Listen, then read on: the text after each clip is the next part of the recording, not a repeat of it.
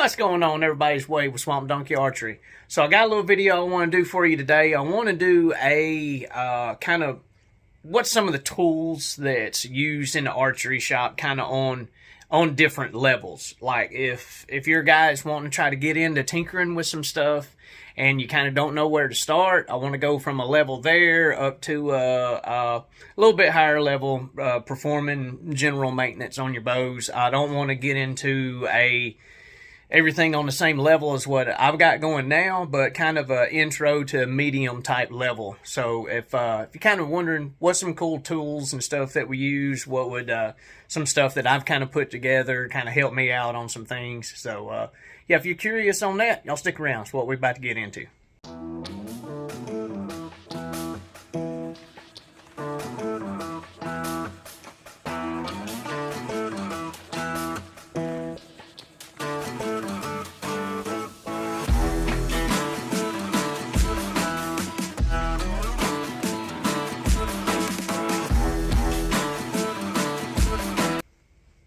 So how y'all doing today? I hope y'all doing good today. Hope everybody's having a good day and having a good week. So I'm gonna try to work this thing in. So hopefully I don't get called out. I'm on call with my day job this weekend. So we're gonna try to do this, and then I got some work to do out here. So just wanted to make a video for you guys. I've been wanting to do this one for a little while.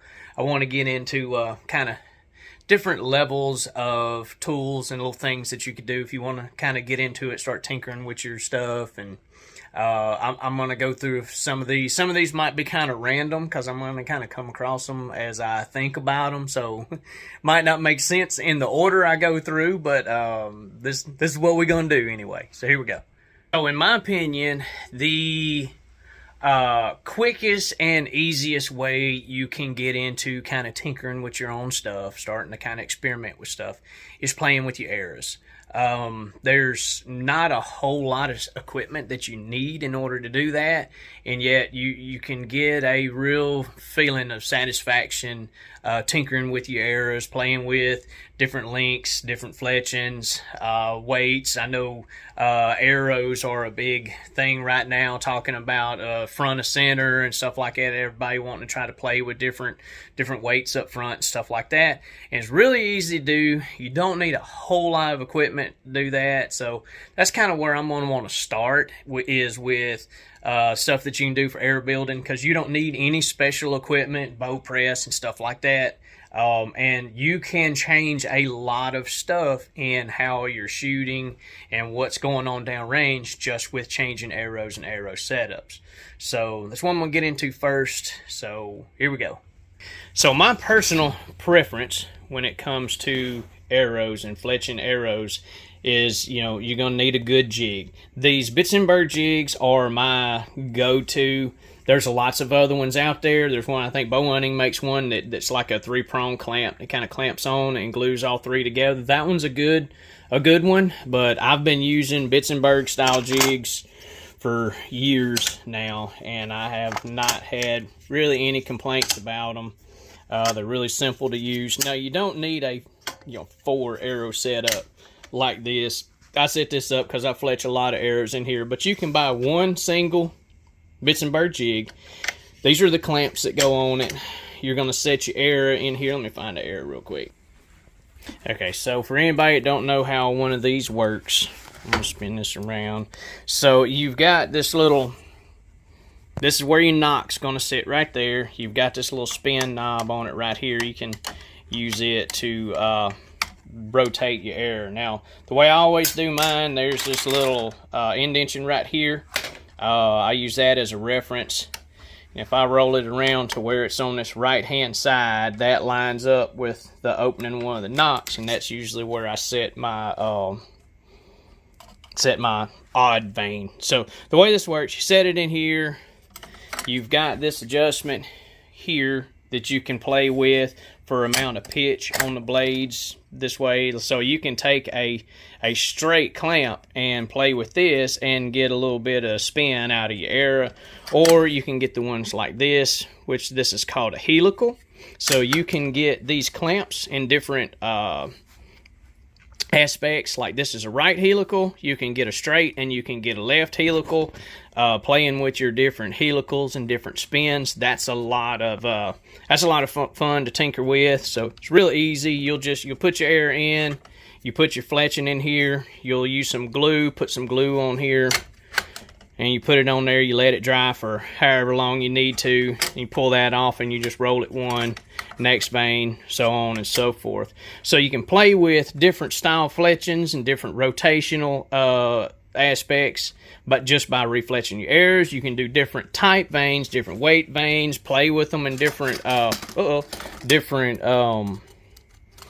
locations, set them further back, set them further out, stuff like that. So just by playing with refletching your airs, you can do 3 fletch, 4 fletch. A lot of people I'm seeing do 6 and 8 and stuff, just playing with stuff. There's a lot of fun to do that. So air jig, I would say, would be your number one get into to start playing with it. Another thing I recommend on arrow building is some type of scale. This is just a little, actually I think this scale I bought at Bass Pro Shop. This one is made for like weighing bullets and stuff. But anyhow, you can turn it on. You can weigh different weight tips, inserts, stuff like that, so you can kind of keep track of what you got going on in there. This you can let me set it up here, trying to do all this one-handed. You can weigh your arrow, kind of tinker with links and weights and stuff like that. So you just put your arrow on there, weigh your arrow, keep track of, you know, how long you cut it, how much weight you add, take away, stuff like that. So fletching jig, scale, some sort. This is a little bit bigger investment, but having an arrow saw, that's a worthy investment to have, so you can cut these carbon shafts off nice and clean. Now, I have done it with a Dremel tool, but you got to be really, really careful, because it's really easy to cut these arrows off at a different angle. So I don't recommend doing it. You can kind of pick these up, you know, around $100 sometimes. Sometimes you find a place got these on sale, and you can get them fairly inexpensive. Now, I said there's some things that I kind of built and put together myself that has made my job in here pretty easy. This is one of those things. So this, I highly recommend if you get into arrow building, getting you one of these. This is a arrow squaring tool. So if you cut it off, your tip of your arrow may not be perfectly square. So you can set it in this rig. There's a little piece of sandpaper right here, and you can put it in there and spin it, and it will make the end of your arrow nice and flush. You can do it on both ends of your arrow. You can pull your nock out, spin it around, your fletching are going to sit right here, spin it. So the way I set this up, and what I have these little bore cleaners for, it is for, I will take my arrow, I'll cut it off in my saw, I'll bring it over here. Let me move this fletching jig now, I don't need it no more. I'll bring it over here, I put it on my squaring tool, we square it up, and once I get it squared up, I come over here, we clean the inside of it out with that one, then we swab it with this one, and it gets all the carbon out the inside, carbon dust out the inside from cutting it off. So then this is ready to glue in. Then you get to play with all the different types of glues and whatnot, how you want to glue it in. So I mean, just with those 3 things, got your, or 4 things, your a type of fletching jig, a scale, cutoff tool, and like I said, highly recommend one of these. Just those things there, you can totally build any arrow setup that you want. So that's I would say step 1, getting into it, different things to do there. So next up, I would say the next cool thing to get into without having to drop a whole lot of money is learning how to serve your arrows. Or serve your string. Sorry, my bad. We was stuck on arrows, so I was talking about arrows. So you can get you a good serving jig. This one is the biter winder. These are the ones I really, really like. Get you a serving jig. Learn how to serve. That way you can redo your center serving when it starts wearing out where your nock is, blah, blah, blah. You can get that. And to go along with serving, you can get you some of this type of dilute material. That way when you cut your cut your serving off, redo your serving, you can tie your D-loop back in. So when you do your D-loop, having a good set of D-loop pliers to finish your knot on your D-loop. I'm trying to find what I did with my bag. Here it is. So get you a good set of D-loop pliers. That's another handy thing to get into. I like these here. These are made by Easton. There it is on that side. It's got these little grooves right here to where you can put it in the D-loop and then spread it apart. Works good. So everything to build arrows, get you something to serving, jig of some sort, D-loop, pliers, D-loop materials. Now you're looking at, you can build your arrows, you can patch a string, and you can put a D-loop on. D-loops are the single most thing that I replace here in the shop, is doing that. So next stage. So next thing I would suggest, even before a bow press, is if you're going to go into more than just, you know, building arrows and stuff, getting you a good bow vise. I'm going to show you the one I use. This one's a little pricier, but you're going to get what you pay for. This is Baker Archery Products, Butch Baker's bow vise here. Works really good. Put your bow in here, you clamp it, and it clamps on the handle of the bow and not on the clamping on the limb. I've seen several good ones out there that kind of sits on the limb, and it sits here, and then your bow sets up really, really high, and I don't like putting a lot of undue stress on these limbs if I don't have to. So with this one clamping on the riser, highly recommend it. But now we're getting into dropping a little bit more money, so this just depends on how deep do you want to go with this. Okay, so next step I would say is going to be this press. You can put your bow in here, clamp it down, you mount your rest on it, mount your sights, set level, stuff like that. So now we're getting into next stage is, let me pause this. So now I'm going to say next stage is you've got your bow vise.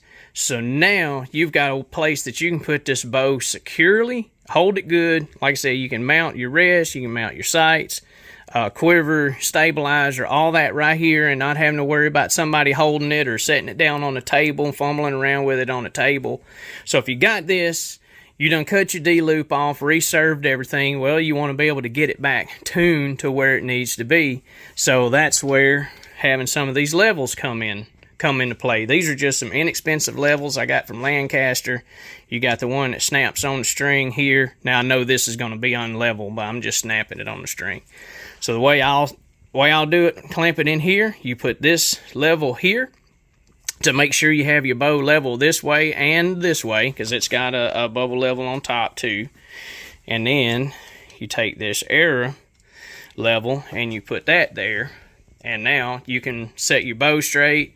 You can set your arrow level if you want it level, cocked up, however you want to do it. But having a good jig is well worth its money, because you're going to do a lot of work on bows in this vise right here. So highly recommended. If you're going to get one, go ahead and get a good one.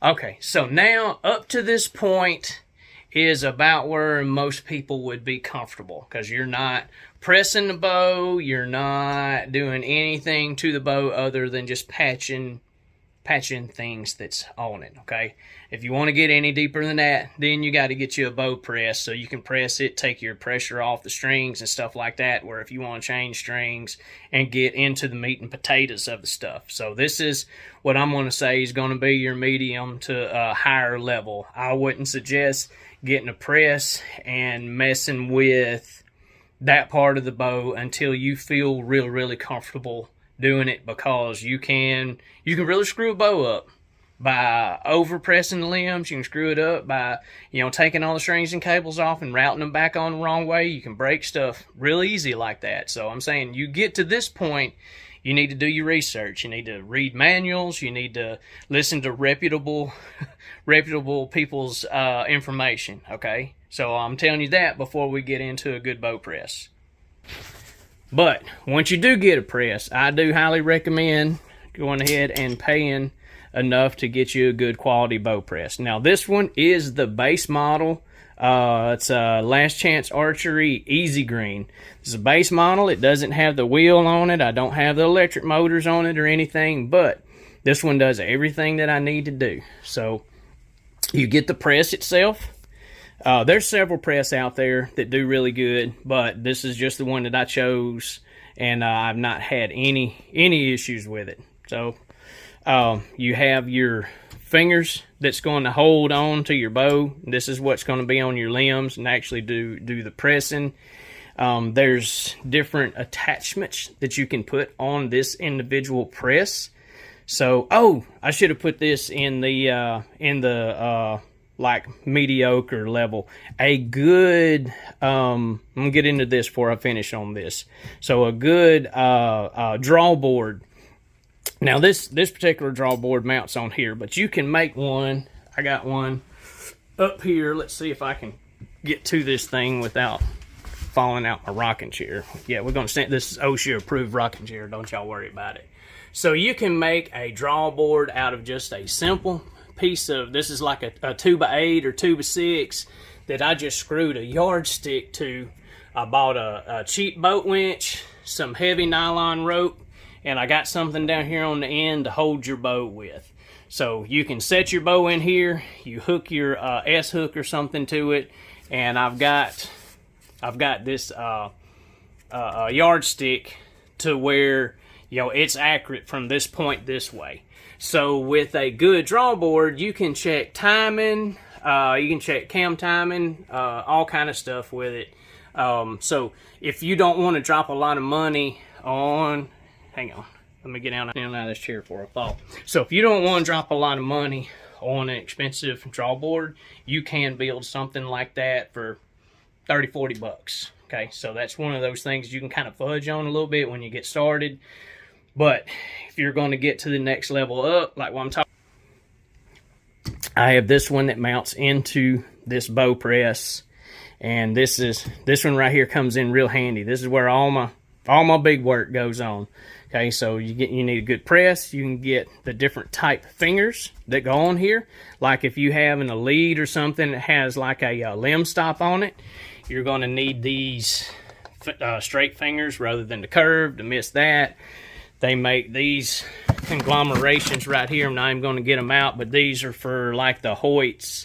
Some of the Hoyts that have the way past parallel limbs like this. So there's a lot of stuff that you get into when you start pressing a bow. That's the reason I'm saying you gotta be careful when you get into this. So bow press to press it, and once you press a bow, you can do anything from changing your strings and cables, installing peep sights, shimming cams, replacing cams. Just once you press your bow, you can pretty much do anything that you want to it. But this is upper level, like what I'm saying there. This little light that I got right here, a little light and magnifying glass, handy to have, not a necessity, just one of the extra things that I put on there. Having a little magnetic strip right here. I keep all my archery related tools handy right here next to everything. That works pretty good. Allen wrenches, T-handle Allen wrenches, L Allen wrenches, foldable Allen wrenches, everything. You cannot have enough Allen wrenches in your shop. Okay, I highly recommend getting good quality ones, and that's going to go in your first level as well. I should have included that. So that's basic stuff. You can adjust your poundage. A lot of these you can just draw length, stuff like that. So Allen wrenches, just basic hand tools. Allen wrenches, some screwdrivers. Every now and then you need some channel locks or something. So just basic hand tools that you probably already have. Anyway, that's kind of one reason I didn't throw a bunch of the hand tools in there. Most people are going to have these in their shop if they're a tinkering type person anyway. One little thing that I do suggest is getting you a nice little tool bag. I always put this one on, put it on my side, and keep everything that I need in there. You know, my knot pliers, a box blade, some markers and whatnot, tape measure, Allen wrenches, a little hook of some sort. definitely handy to have. Just put it right there on your side. That way you're not walking back and forth. All my tools that I use more than anything, I keep in that right there. So, other than that, I'm going to throw this one more in there, even though it's a pain in the butt. A chronograph. A good quality chronograph. Don't try to cheap out and buy some of the cheaper ones out there. You'll just get frustrated. But a good quality chronograph comes in really handy. Is it a necessity? No, but most people are really concerned about, you want to see if you trying different errors. You want to make sure that your error's in the range that you want to shoot and whatnot. So that's probably the biggest pain in my butt. Y'all have probably seen me complain about that thing in the past, but they're just contrary when it comes to different lighting. With me having LED lights here, a different color LED light there, these big windows in here, it just lets in a bunch of different light that confuse, because that's how those things work. They look at something passing over some photo eyes that's in it, and it's got a light above it. It's looking for something to come through with different lights, blah, blah, blah. It kind of messes it up there. But that's mainly what I wanted to go over. Basic hand tools. Now, I'm not getting into the string building side of it, because that's on up there, upper level, what I would call.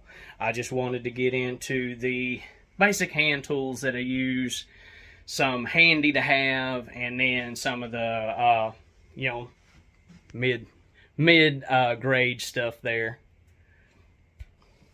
Organizational stuff is real handy too. You can never have too many different drawers and shelves and stuff like that to put different knickknacks in. Hold your peep sights and knock, spare tips, stuff like that. Organizational stuff's real handy to have. Now, this wasn't for what do you need for some of this stuff to be in a shop. This is like actually selling stuff, performing work and stuff. This is like, I want to have in-home archery stuff with some of the cool stuff that I can have to help me be able to do a better job. So, sorry I'm moving around. I'm antsy. I move around all the time anyway. That's why I usually put my camera on a stand right there. It makes me stand in one spot. But anyhow, I guess that's about all I want to go over right there. That's most of my basic hand tools. There's probably some stuff that I left out.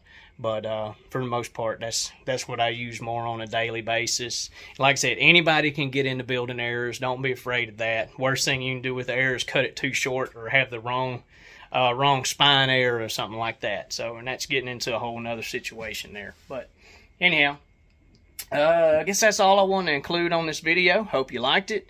Make sure you give me a thumbs up. Hit that sub button down there if you hadn't already done it. Need to get in touch with me, check me out, swampdonkeyarchery.com. It's got all my contact info on there. And other than that, I guess we'll catch you on the next one. Y'all have a good one.